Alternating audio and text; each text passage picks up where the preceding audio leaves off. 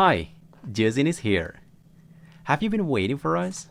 Yep, don't worry, we are coming for you with a new video. For sure, every single video is all about your need to study English better. And easy, obviously. Kali ini Jason hadir untuk memberikan kalian pelajaran baru lagi berkaitan dengan memahami konteks bahasa Inggris. Kalau biasanya di video-video yang lain, kalian bisa temukan banyak orang bicara soal struktur dan formula atau rumus. Tapi Jason di sini akan fokusin pada pemahaman konteks. Sehingga kita bisa memahami orang bahasa Inggris berbicara dan berkomunikasi dengan benar. Oke? Memahami konteks itu lebih penting daripada sebatas menghafal. Pada video kali ini kita akan membedakan struktur kalimat serta penggunaannya. Contohnya di sini ada kata Tony is mad. Tony marah. Tony gets mad. Apa perbedaan dari dua ekspresi ini? Kita langsung aja mulai. Let's get started. Oke, untuk introduction, kalian perlu banget untuk bedakan dua contoh berikut ini. Tony marah.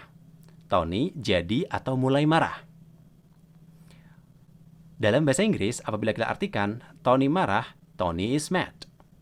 Kalau Tony jadi marah, Tony gets mad. Apa bedanya? Nah, dalam bahasa Inggris, seperti yang kita tahu bahwa simple present tense itu berfungsi untuk memberikan general statement.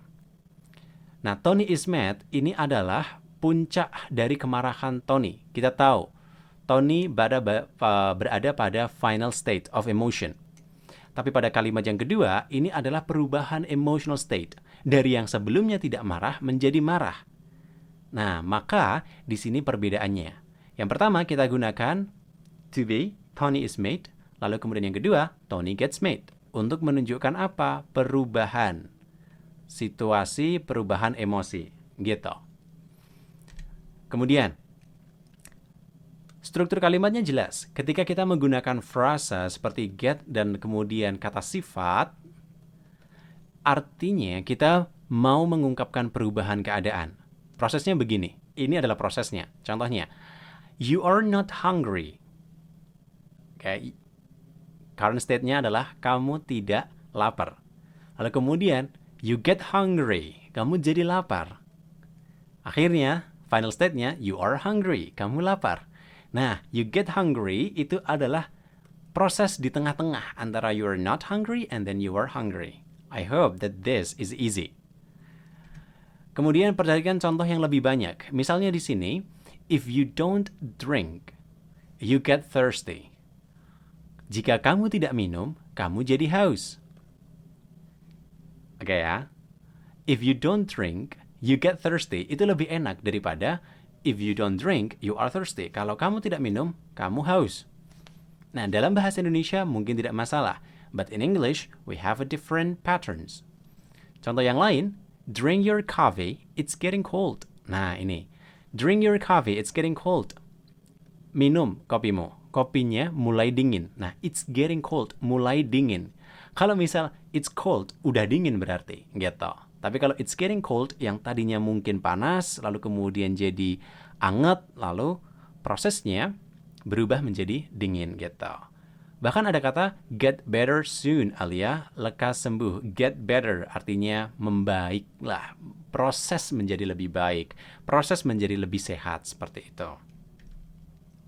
Kemudian, berkaitan dengan get, selain diikuti oleh adjective asli atau kata sifat asli, ini juga bisa berlaku ketika kata get adjective, tetapi adjective ini dibentuk dari apa? Past participle atau bentuk ketiga. Biasanya bentuknya adalah verb plus ed atau verb irregular. Nah, irregular itu seperti apa? Oke. Kata kerja pertama, misal kata di sini clean. Oke. Bentuk keduanya adalah cleaned. Bentuk ketiganya cleaned. Kemudian fall. Jatuh. Bentuk keduanya fell. Bentuk ketiganya fallen. Nah, kita fokus di sini. Ternyata kata cleaned dan fallen atau kata kerja bentuk ketiga ini bisa berubah menjadi apa? Adjective. Contohnya di sini. You must get dressed up soon. Nah, kamu harus berdandan segera.